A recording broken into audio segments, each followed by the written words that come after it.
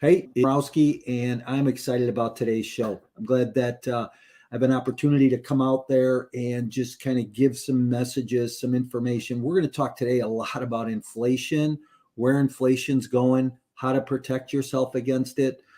So for the next few minutes, my guest and I are going to have a great conversation. So go grab a cup of coffee, shake somebody, wake them up, let them know that we're going to be live here and to come and listen in for a few minutes. Hey, I am joined today by my guest, Paul Moore. Paul and I have become good friends over the last couple of years. Paul is with Wellings Capital, and I'm going to let him tell you a little bit about that and his journey and what he does in the real estate space and how he raises private capital and things like that. So I just want to, let you know that information that we bring today is relevant for today. It's not something that is from yesterday, but it's relevant for today. And it's information that's going to help you, going to help your business grow or go to the next level.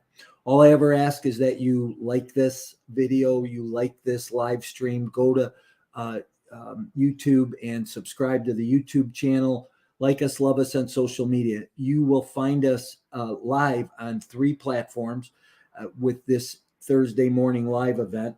And that is Facebook, LinkedIn, and YouTube. So let me bring my guest in and let's kick this thing off. Morning, Paul. Hey, Mike. How are you? How's everybody? Great. How are you? Great.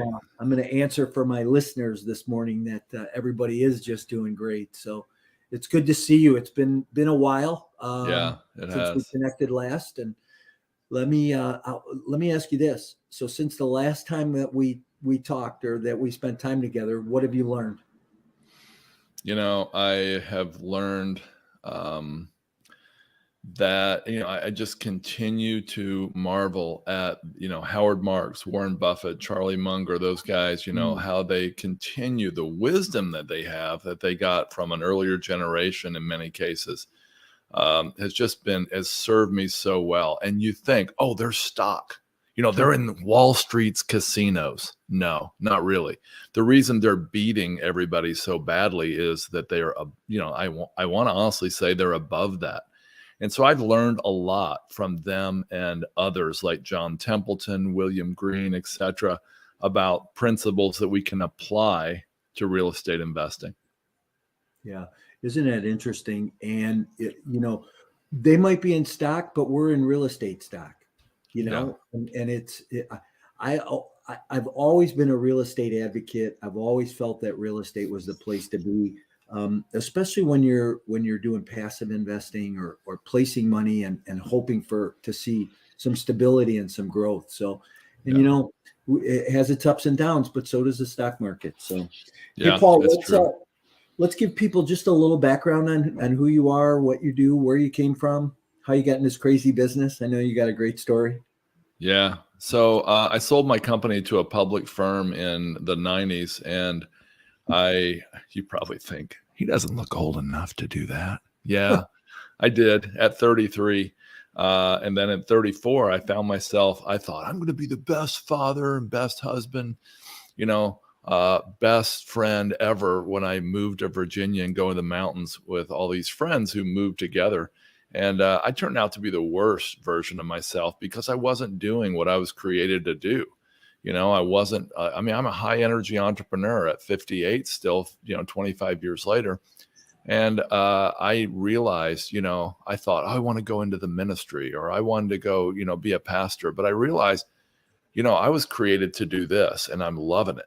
So anyway, got into flipping houses, flipping waterfront lots at Smith Mountain Lake in Virginia, set up a website, did a subdivision, finally figured out how to get into commercial real estate about 11 years ago, and I never looked back. So what was your favorite asset class? Because I know you got a little journey in commercial real estate too. Mm-hmm. So you started out doing what, and you're where today? Well, in real estate, for sure, start off with a ground up quasi hotel, quasi multifamily that we operated for oil workers in North Dakota for a number of years. And then that led me into, the apartment world. And so I wrote a book on multifamily called The Perfect Investment. Humble, don't you think? Yeah. And that was in 2016. And now I've actually expanded to include asset classes like light industrial, self-storage, mobile home parks, and RV parks. My least favorite asset class is mobile homes. My favorite asset class is mobile home parks tied with self-storage. And I just wrote a book on self-storage called Storing Up Profits. Hey, so explain that. You said your least favorite and your most favorite's the same thing. How come? Mobile homes are a residential asset. You buy one mobile home and you rent it out to somebody who sometimes, I'm not saying everybody, sometimes doesn't have good credit. Sometimes they've trashed a number of apartments. One guy we rented to said, hey, he admitted he had trashed a bunch of apartments. His family had been thrown out over and over. So we were smart enough to rent him a mobile home, something that's even more destructible. And so I've done 4 mobile homes individually over the years, and 3 turned into disasters. I mean, two of the 3 were literally carted off to the dump, literally, and they were in fine shape when we started. One after only a few months. But at any rate, and then the 4th one was my mom's. She didn't trash it. Anyway, mobile homes are a terrible investment, in my opinion.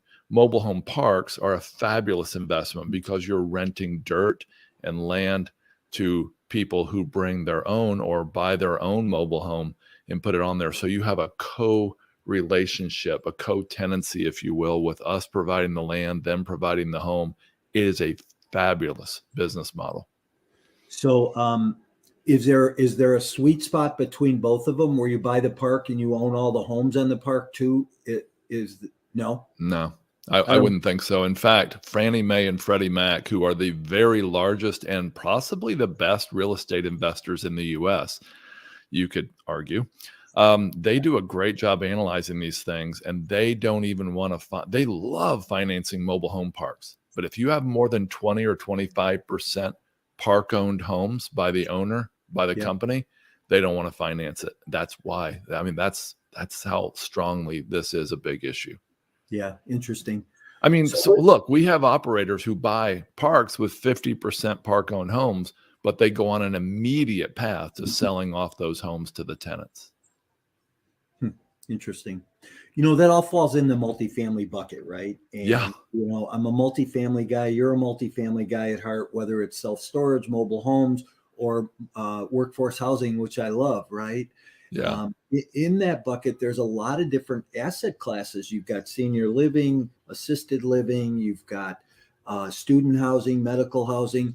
And, there's a lot of different places an investor, a real estate investor, a multifamily investor can spend their time. I think that on our journeys, yours, mine, other people that we know in the space, people just get to a place where they say, man, I feel comfortable with this. I feel comfortable with this asset class.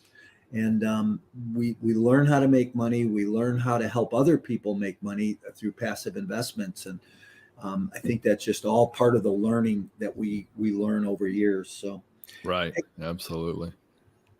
Listen, let's shift gears a little bit and kind of talk about inflation.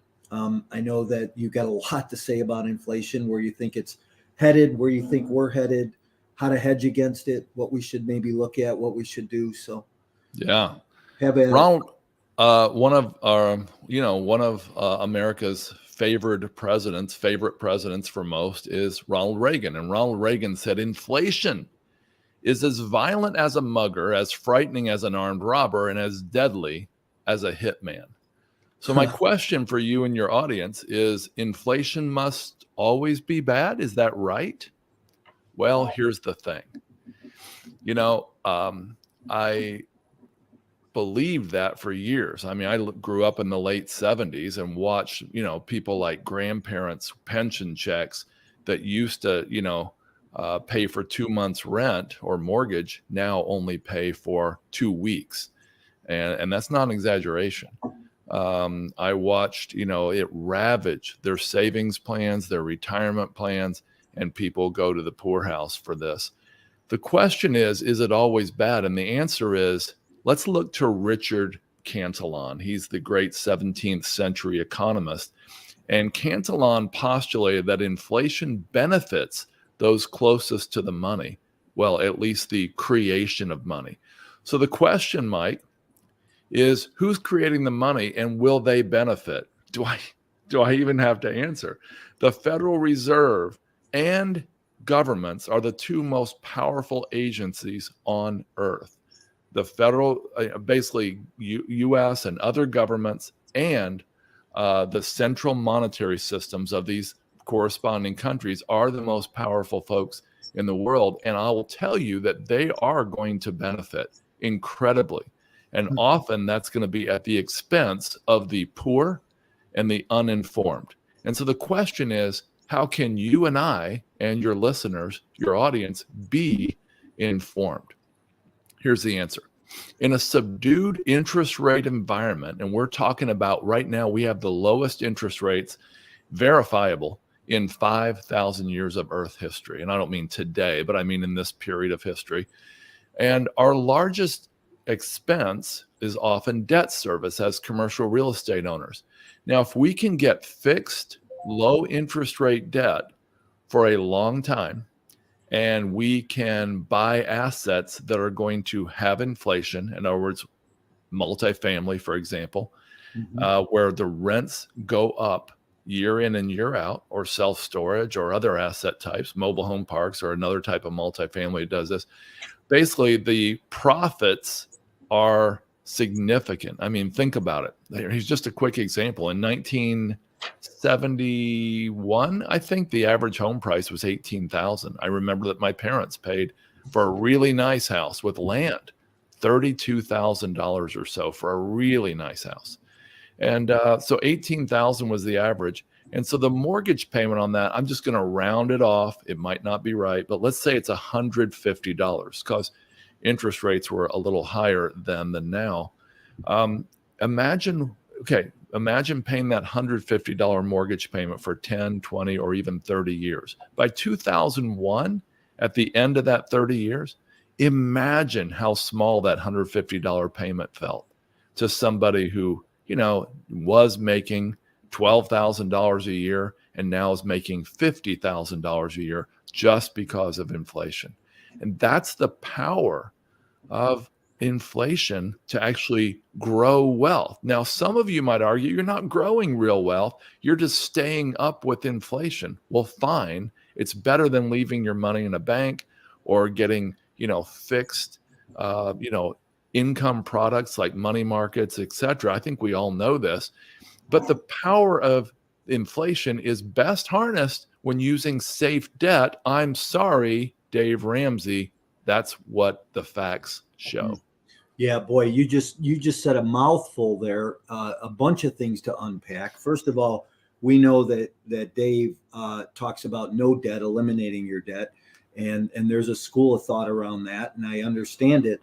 But I also learned years and years ago that there's productive debt, and productive debt is in the maybe not the house you live in, but the real estate investment that you own, or that other alternative asset class that you own and may have leverage, right? Because there's some safety in the leverage aspect of it. Right. And what I like is what you said about inflation will help your wealth grow. And I think, Paul, the precursor on that, or the pre-qualifier on that, is that inflation will help your wealth grow if you deploy your wealth and you deploy your capital in the right place. That's exactly right. So what's the right place is the question. And so here's a mouthful. This is one long run-on sentence, or maybe it's two or three, but here's the formula that I would postulate for our listeners. Invest in cash flowing real estate assets with intrinsic utility. We'll get into that. Finance it with low interest, fixed rate, long-term debt. Let others pay off your declining cost mortgage while you deduct the interest. Then safely harvest lazy equity along the way, allowing inflation to increase your cash flow and the value of your assets.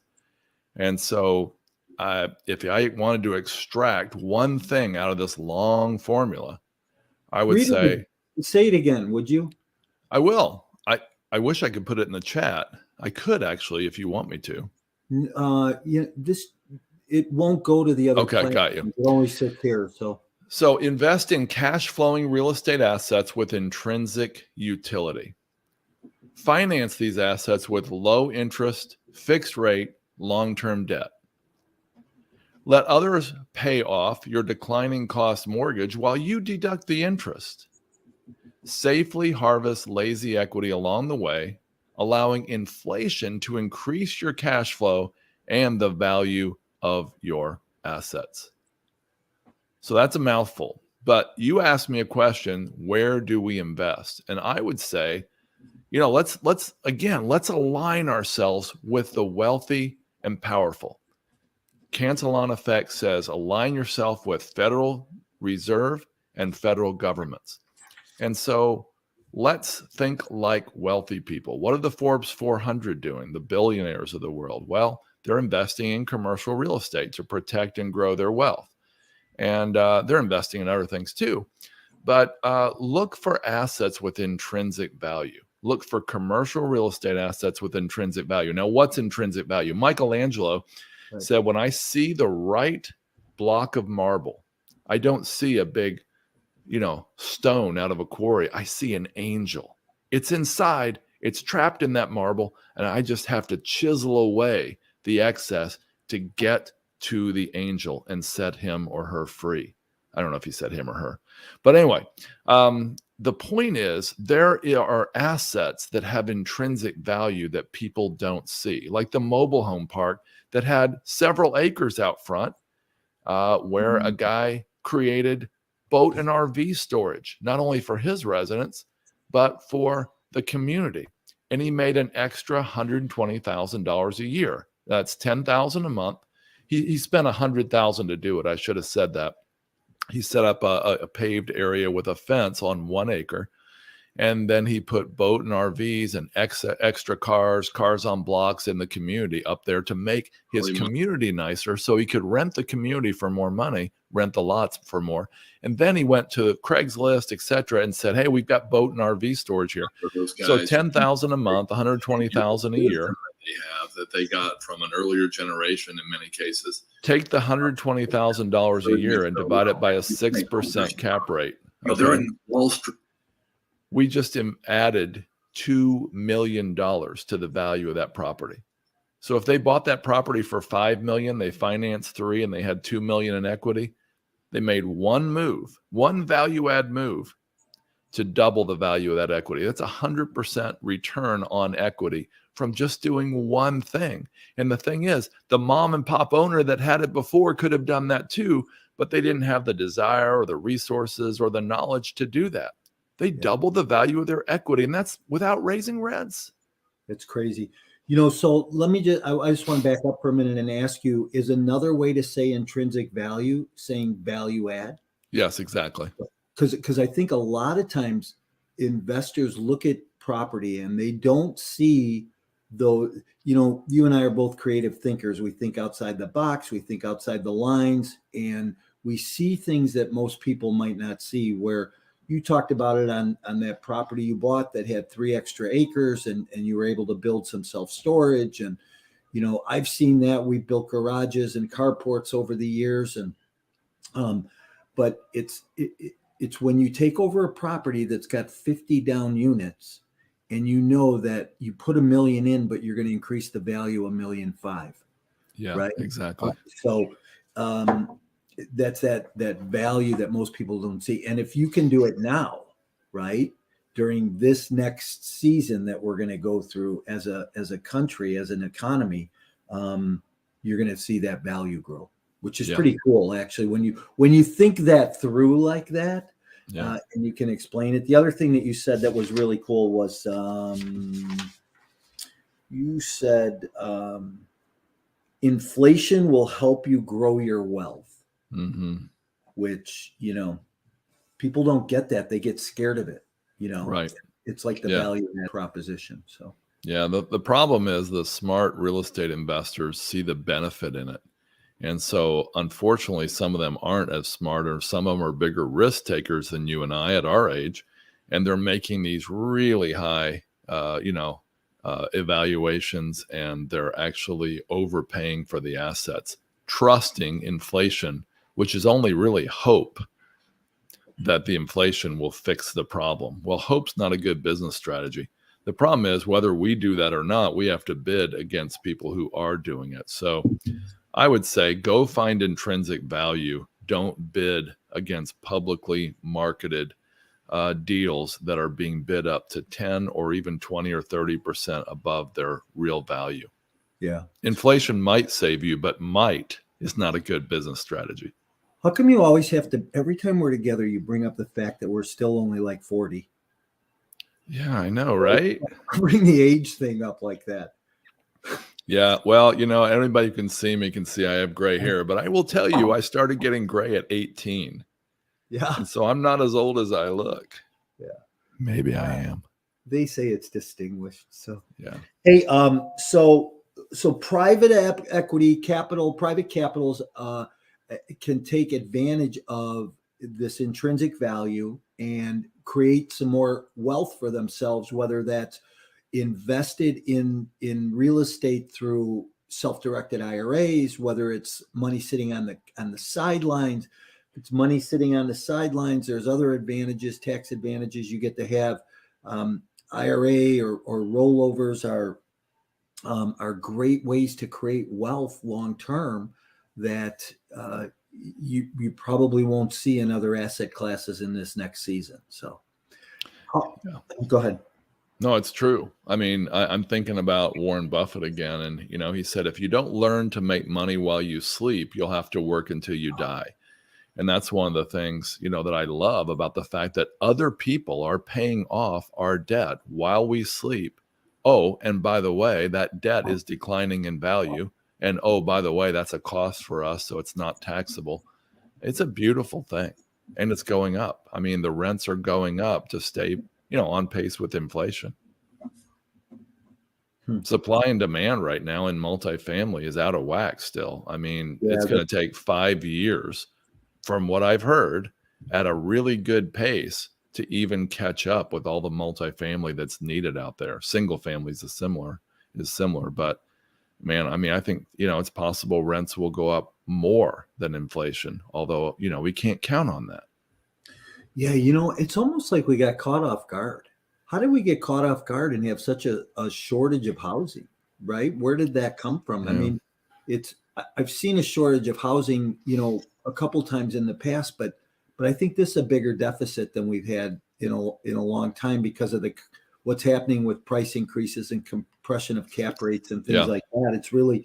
It's making it more, noticeable, I guess. Yeah, that's right.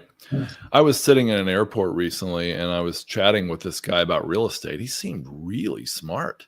And he was telling me that he predicted in 2014, publicly predicted that, there was going to be a housing shortage for a long time. And some people thought it was ridiculous, but he's now proven to be true. I asked him who he was. It turned out he's the chief. His name's Doug, and he's the chief economist for Fannie Mae. Oh, I just happened to run into him in the airport. Well, we were both going to the same conference, so it wasn't a big surprise that we were flying to this remote location in Belize. Wow, interesting. Paul, one question for you. I want 3 answers. The 3 things you wish you would have known before you went in the real estate business. Yeah. Number 1, I wish I would have got into commercial real estate. That's large scale multifamily and other commercial real estate. From the get-go, I wouldn't have known the path in. And in fact, my new book, Storing Up Profits, the last third of the book tells 7 paths to get into commercial real estate sooner than later. So I wish I'd have jumped into commercial sooner. Second, I wish I would have known the difference between investing and speculating. Investing is when your principal is generally safe and you've got a chance to make a return. Speculating is when your principal is not at all safe and you've got a chance to make a return. And when I flushed my friends and I flushed over $1 million to the bottom of a hole in North Dakota, expecting 50 times as much oil to come out, and we're wrong. Well, we were speculating. Even if we would have been right, we were speculating. Bitcoin is a total speculation. It doesn't mean it's bad. I've got some.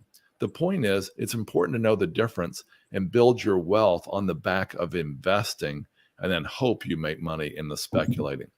The third thing I wish I would have known would have been the principles from Jay Papasan and Gary Keller laid out in The One Thing. The One Thing tells us that if you chase 2 rabbits, you catch neither. You chase one, and you're likely, to get that one. And so, Warren Buffett said, the best investors say no a lot. The very, very best and wealthiest investors say no almost all the time. So it would have been great if I would have learned to say no to distractions and bunny trails at an earlier age. Yeah. Love Gary Keller and Jay Papasan. Read probably all their books. And, I was an agent for Keller Williams for years. Oh, wow. And think Gary is probably one of the smartest guys out there. So, yeah. Whatever that's worth. I'd love to have him on this show. So if you have a connection, I'd love that. I know Jay. I might be able to get you in front of him right now. I just referred him to the We Study Billionaires guys. Okay. And he said he couldn't do anything for at least 6 weeks because he's busy with the annual KW Family Conference in February. Yeah. Yeah. Jay and I are actually partnering together to raise money to fight human trafficking, which I recommend everybody consider as passion. So probably need to have Jay back on here. I just reached out to Tim Tebow this morning. I'm trying to tweet him back on one of his tweets, but I love his mission, and I'm pretty involved in some prison ministry right now. So good. That's pretty interesting too. But that's part of God's journey in my life. So, hey, listen, it's been a pleasure this morning. Tell people how they get a hold of you if they want to connect.